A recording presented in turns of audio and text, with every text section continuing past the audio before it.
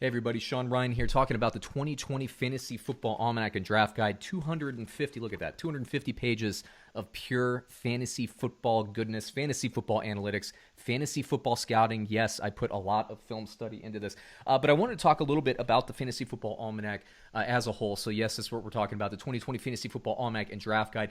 Specifically, I want to talk about why I created it. A couple things here. First of all, for me, I was in a deep keeper league. And what that means is it was a 20-player league.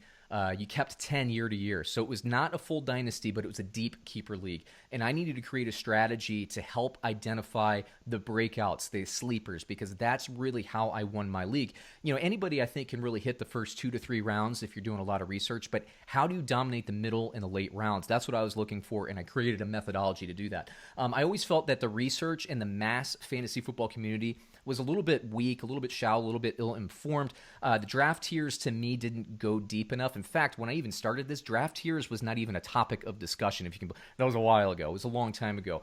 Those sleepers, like I said, they just weren't good enough. They weren't deep enough. And you know this too. When you go online, you see the sleepers. They're generally the same people site to site. Did not love that. And the rankings were just too similar. And I want to tell you why that is. A little secret for everybody. When I was digging in, of course, I have data relationships. The big fantasy football and NFL projection data, and really all sports projection data, it's coming from the same source. I'm talking about one company dominates this industry. So if you go on to like ESPN or NFL or CBS or Yahoo or whatever, and you look at the projections of the passing yardage, the touchdowns, the rushing yardage, whatever, right? They're all pretty much the same. And the reason for that is the data source is the same. The data projections, all of the companies start with the same set of data, and then they layer on the top of that data their own algorithms, right? But there are only a little bit of tweaks based on that because generally the big service providers like the ESPNs, the NFLs, the CBS, yes, they want to get it right, but they also want to be in line of that consensus. And so what ends up happening there is yes, like a bee, right? Somebody makes a decision, says that these people, right, that top level company, the stat providers say, hey, this is what the players are going to do this year, and then all of the other fantasy football profiles, whether it's the big ones like ESPN or Yahoo or NFL, or even people that kind of go one step below, and you can name names. I won't besmirch any of these companies, but a lot of these really good companies again are using the same data that comes back from that same source. So you get a hive mind, right? You don't really get a lot of differing opinions there. And so I always felt that you could create a better strategy, better fantasy football strategy. And part of my joy in playing fantasy sports is the fantasy aspect of it, right? So I like to pretend I'm a general manager, or I like to pretend like I'm a coach. That's generally what we're trying to do, right? We're trying to get closer to that action. And so when I was developing this almanac, I thought, what is the next step of this? And I always felt like we didn't get enough film study for fantasy sports. So I felt like in addition to tracking and plotting my own plays, which we'll get to a little bit later, and in addition to basically all the fantasy football research that everybody does, like yourself, no doubt, I thought that I could layer on top some NFL film study, just like I was a head coach, scouting for a game, right? I like I'm Bill Belichick with the hoodie and the headset. I'm trying to scout for fantasy football, and to do that, you have to know what the offensive and defensive schemes are going to do for one another. So, the Fantasy Football Almanac, it's a strategy that is based on both analytics and film study. You can't have a good fantasy football strategy that isn't rooted in both of these things. Analytics are important, but like I said before, a lot of you are using basically the same root of information. So you need something a little bit else, and you need to counter that with actual film studies so you know that the offenses and defenses are going to do. This Fantasy Football Almanac, it dives deeper into offensive and defensive schemes. And I'll give you a practical example. Last year, Le'Veon Bell, everybody thought he was going to be, in his return to action with the New York Jets, was going to be a fantastic player. I said otherwise. I said, look, Adam Gase, this offensive scheme, it's not a great fit for his talents. I think he's going to take a step backward. I said the same thing about David Johnson a couple years ago. When Christian McCaffrey, yes, there was a time when Christian McCaffrey wasn't a surefire, safe bet. I saw what he was doing in the Carolina Panthers, Norv Turner, now Scott Turner, right? Or I guess not now, but last season, Scott Turner. That Turner system likes bell cow running backs. Christian McCaffrey is going to be a monster. I told all of my readers, draft Christian McCaffrey as early as possible. A lot of them did so. A lot of them won their leagues. Same, Greg Roman taking over the Baltimore Ravens offense in 2019. I said you need to look hard at Lamar Jackson. He's going to have a fantastic season. A lot of my readers got him in like the 10th, 11th, 12th round, won their leagues specifically because of that pick, right? I isolate player matchups. This is important. A lot of the projections in fantasy football, they're based on groups, right? Position groups. This defense, let's say the Bears defense gives up X amount of points to running back groups, or the Patriots might give away X amount of points to wide receiver groups. Well, you can think about the Arizona Cardinals of the 2020 season, right? You got DeAndre Hopkins, Larry Fitzgerald, Christian Kirk. Those are three really good receivers on a pass-heavy offense. They are going to basically skew those numbers, right? So you can think about, I don't know, I don't have the schedule in front of me, but let's just say they play the division opponent like the Rams in week 1 or something like that. Well, they're going to get a lot of passing yards. Does that mean that in week 2 the Rams passing defense is bad? Or does that mean that they played a strong passing offense, that's what that offense likes to do?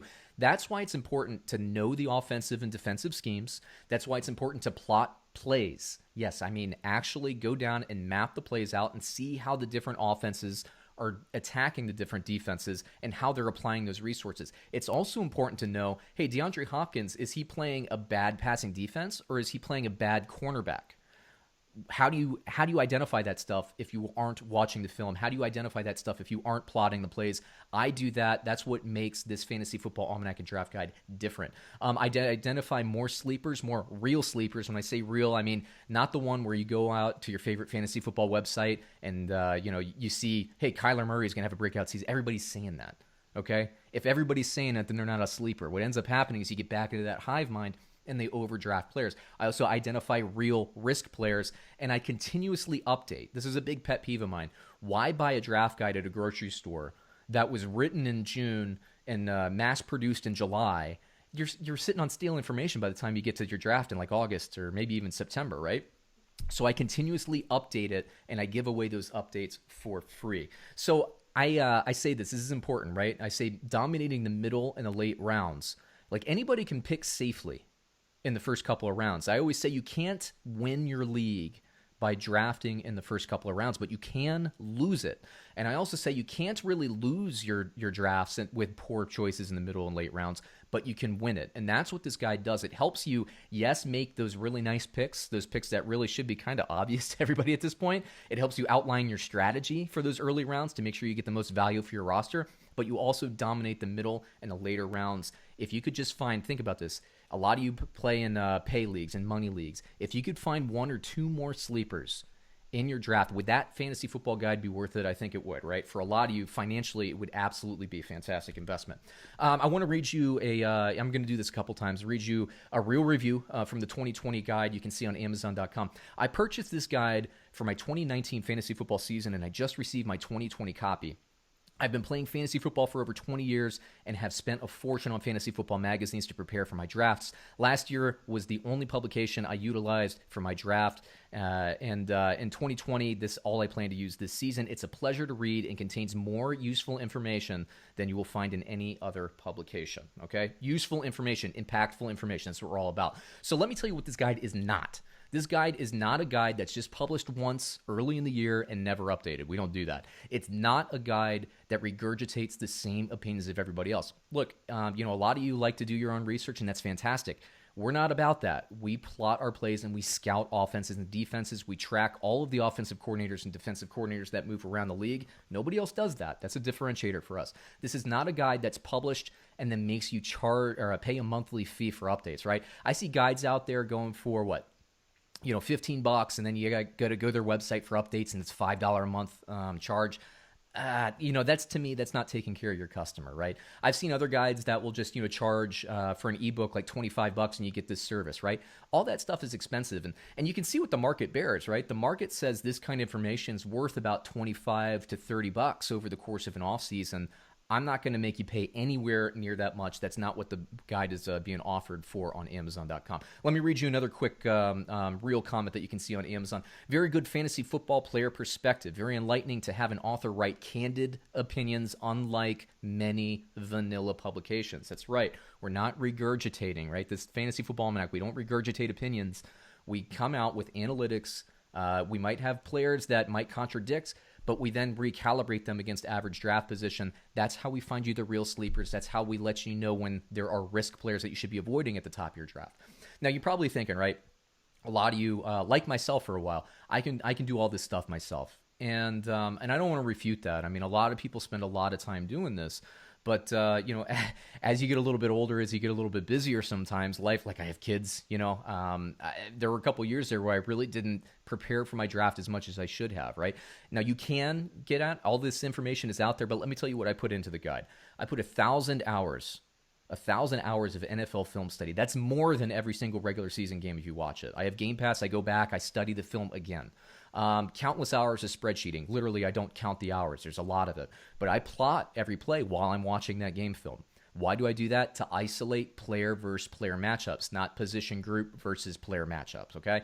Proprietary algorithms that I built myself. Yes, there are fantasy football analytics, those premium analytics that you would pay $20, $30 a month for on daily fantasy kind of website providers. I use those for my Fantasy Football Almanac. You're not going to find them anywhere else. Again, it's proprietary. And then a historical backlog of success, a historical backlog of information. I don't use any analytics that I haven't tested for at least 2 to 3 years. I don't publish, even if I believe in it, I don't publish it unless I know it's vetted with historical information. So everything that you see in this Fantasy Football Almanac and Draft Guide here, I've been building for at least 5 years because I'm in year 3 of the publication. It really takes a lot of time. I put a lot of effort and a lot of care into it. Now, if you want to, go kind of on these other websites and print out the same average draft position that you see everywhere else, that's cool.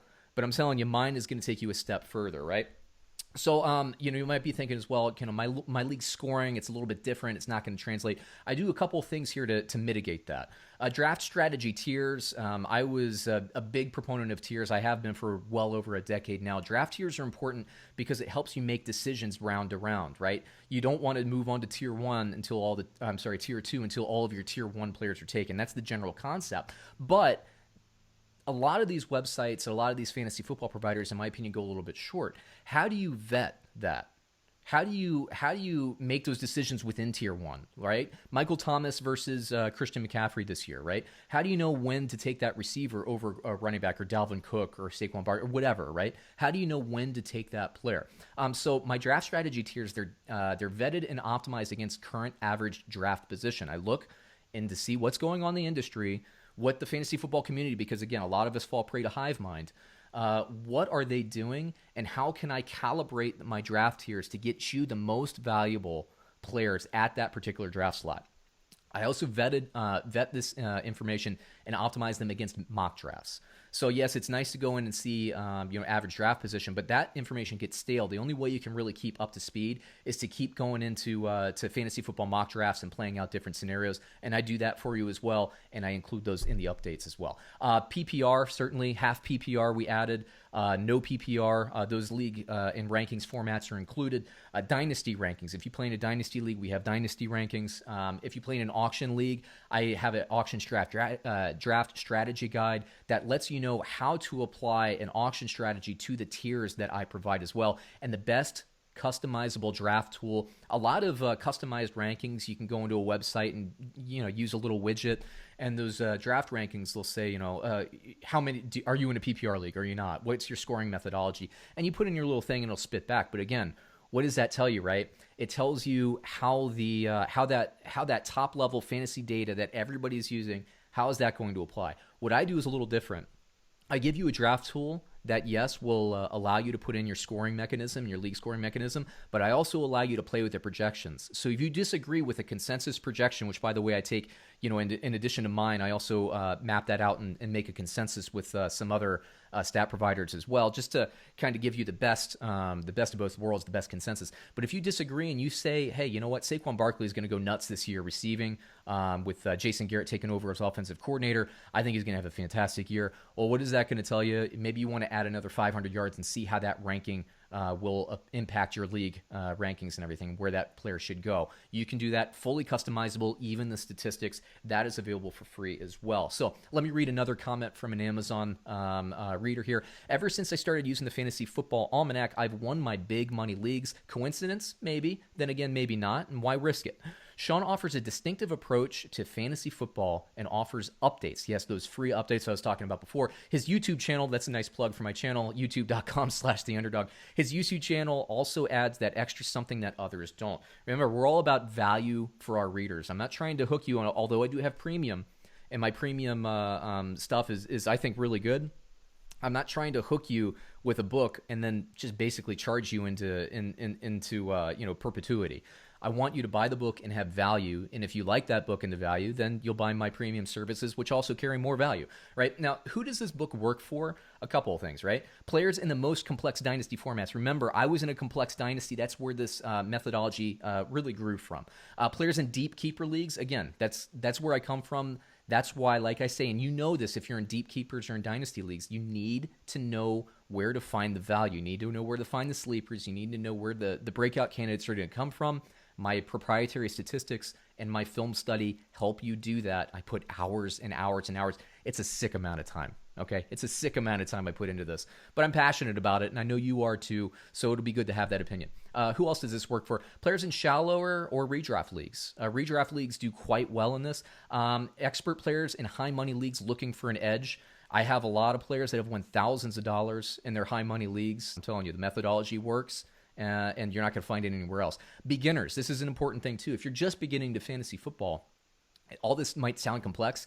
Let me tell you a story, a true story. So in my first year of publication, I had a nice lady join. She said it was her first year playing fantasy football. She was joining her husband's league. She didn't know what she was doing. She bought this book. She was in a 2-quarterback league, used my statistics, used my draft tiers, and ended up making the championship in her first season with only using the draft and the draft strategy guide. So it really does help you, if you're a beginner, map out that draft strategy. And if you're kind of an expert, your master's, you're in your PhD courses of fantasy football, it'll help you out as well with this differing opinion and helping you find some consensus. And anyone that wants to beat the friends in their fantasy football leagues, I'm a big pride player. Now, my favorite leagues, it's not the money leagues, it's the pride leagues with the rotating trophy and all that. I want to beat everybody else. I'm a pride league player. I'm the pride league fantasy football player. That's what resonates with me. But whatever you're looking for in a fantasy guide, this is going to help you get there, right? It's going to help you score more points with your team and make a deeper playoff run. So what do you get? I was talking about before, a lot of these services, they charge, $15 plus a $5 a month subscription fee for the updates and all the stuff I'm giving out. I've seen others charge $25, maybe even $90. I've seen $90, with some of the stuff that I'm doing and giving away. It's available on Amazon. Depending on when you're picking this up, I can tell you it's going to be under $15, right? And you're going to get, the book certainly. You get the most customizable draft tool that you can just basically manipulate and make it your own. Make it fit your league settings. That comes free. Updated rankings based on average draft position. My scouting of the preseason. Oh my goodness. Let me tell you something. The last thing I want to do is watch two teams I don't care about in August in the fourth quarter, watch their undrafted or their 7th round quarterback throw balls into the ground or throw interceptions. It's ugly. It's ugly. You don't do it. Why would you watch two teams you don't care about in the fourth quarter of the first preseason game, first week of preseason games? It's a sickness, right? I don't enjoy doing it, but I do it. Why? To provide more value for the Fantasy Football Almanac. These preseason ranking shuffles are so important to calibrate your draft board and get the most points in your lineup as possible. And that's why I do it, right? The price, like I said, $15. You can click on the link below, and it'll take you right to Amazon. You can buy it for $15. Like I was saying, other services, $25, even $90. Only $15, actually less than. It's probably like $14.97 or something like that. And why do I believe in it personally? Premium Fantasy Football Analytics. I'm not just a stat geek. I also vet this against film study. Like I was saying, I'm telling you, I stay up till all hours of the night watching all of the preseason games. It's brutal. You don't do it, I do it. And why is that important? Look, if in the second quarter a rookie running back takes a handoff, makes a fantastic run, runs up the sideline, and it's called back to a penalty because a rookie receiver somewhere gets his hands up into a face of a defensive back on a block, that play gets called back. You never see it. But that's not a good indication of the player's talent, right? So you need to put that layer on. Over 1,000 hours of NFL film study throughout the season, 300-plus player rankings, real sleepers that you aren't going to find in any other publication or on any other website, and free updates during the off season. So everybody, once again, you can buy the book by clicking the link below. Check it out. You can check out the reviews. They're real. The community, the people that buy this book, they keep buying it because it works. So check this out. I appreciate you guys taking the time, guys and gals, taking the time to watch this video. Give us a shot. Give us a shot for one season. I'm telling you, you're not going to turn back because there's a lot that goes into this book. I'm passionate about it. I put so much time into it to give you the value. Check it out, everyone. Thanks.